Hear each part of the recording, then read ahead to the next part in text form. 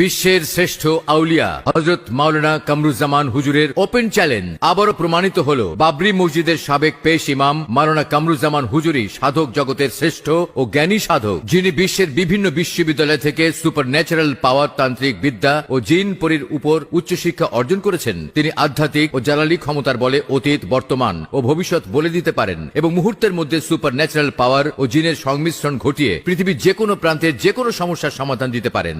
আমি মনীষা অনেক কষ্ট করে সৌদি আরবে এসেছি। সৌদি আরবে একটা ক্লিনিকে কাজ করি আমি, কিন্তু এখানে অনেক কষ্টের জীবন চলতে থাকে আমার। একদিন টিভিতে মাওলানা কামরুজ্জামান হুজুরের বিজ্ঞাপন দেখতে পাই। আমি ওনার সাথে যোগাযোগ করি। উনি আমার সকল কষ্টের কথা শুনে সান্ত্বনা দিলেন। আমাকে একটি লটারি নাম্বার কাটতে বলেন। আমি হুজুরের দেওয়া লটারি নাম্বারটি কেটে বিজয়ী হই। আজ আমার সকল কষ্টের অবসান। আমি হুজুরের দীর্ঘায়ু কামনা করি।